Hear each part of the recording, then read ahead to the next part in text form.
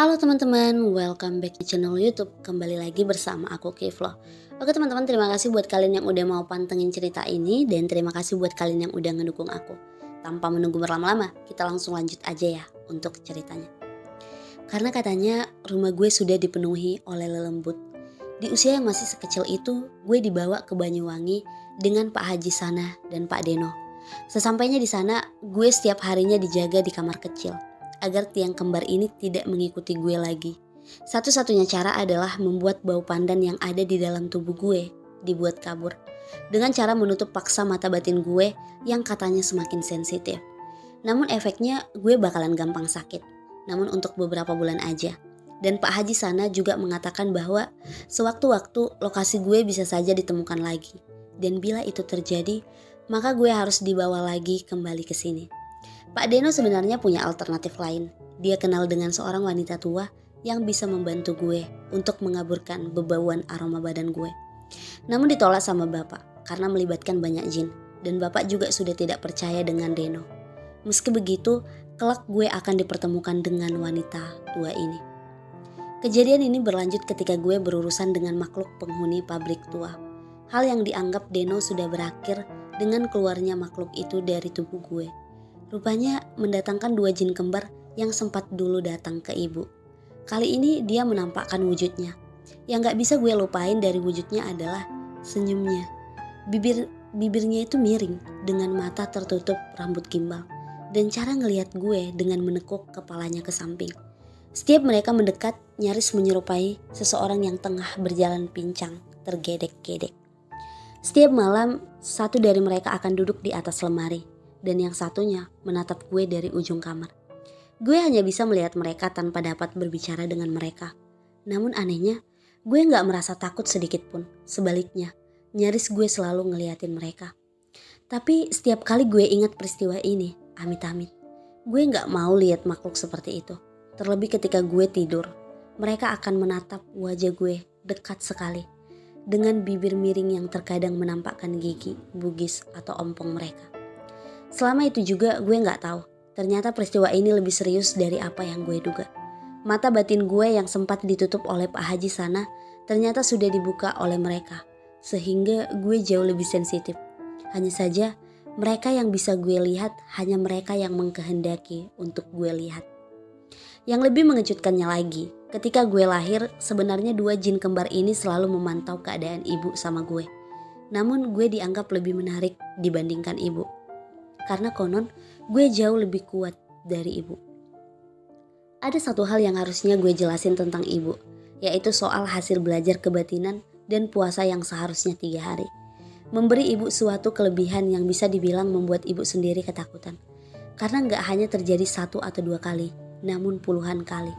Apa itu? Jawabannya praduga buruk. Bila Mas Didi diberi kemampuan ketika dia sakit hati, orang yang menyakitinya akan jatuh sakit.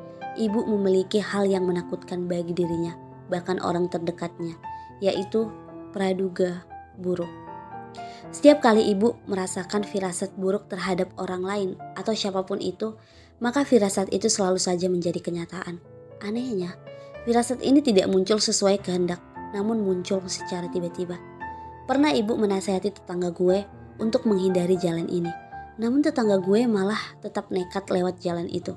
Sebelumnya ibu tiba-tiba berfirasat bahwa tetangga gue terlihat berlumuran darah dan kemudian kami mendapat kabar bahwa tetangga gue meninggal terlindas truk.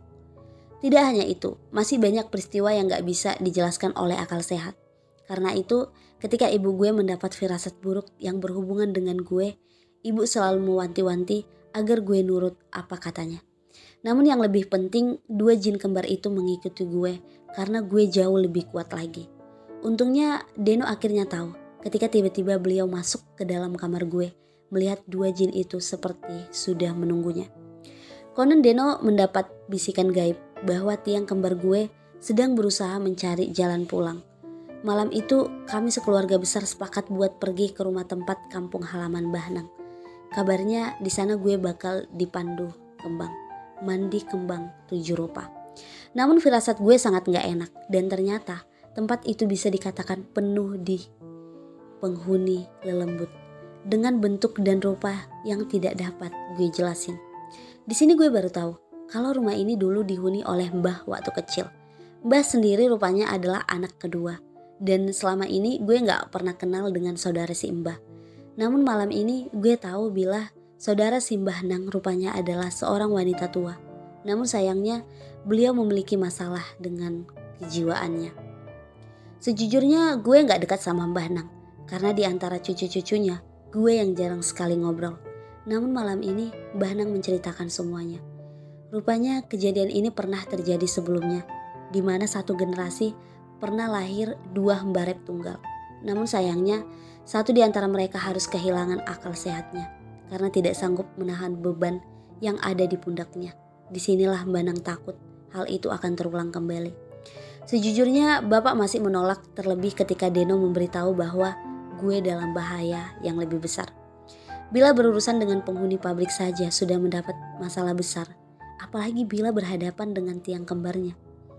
Bila tidak gila, maka gue pasti mati. Bahkan Deno mengatakan perbandingan menghadapi tiang kembar seperti membandingkan ujung kelingking dengan segumpal daging. Namun alasan sebenarnya gue dibawa ke sini karena bebauan di sekitar sini dapat menyamarkan bau di badan gue yang kata Deno ibarat pandan yang sudah direbus. Sementara Pak Lek gue yang lain pergi menyusul wanita yang pernah menyelamatkan gue. Namun sayangnya wanita tua itu sudah meninggal tepat setelah kunjungan terakhir gue. Meninggalnya sendiri murni karena usia. Dan mendengar itu, Deno akhirnya mencoba dengan cara sendiri. Gue diminta untuk hanya berdiam di dalam kamar di mana samping kanan kiri hanya ada bambu. Namun yang gue ingat adalah di kamar itu bebauannya kemenyan, sangat menyengat. Dan tepat di malam berikutnya, Deno membawa masuk seorang wanita tua. Beliau adalah Mbak Yu.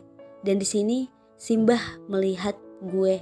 Yang gue ingat dia hanya diam, matanya kosong, lalu duduk tepat di depan gue yang merinding melihat tingkah lakunya.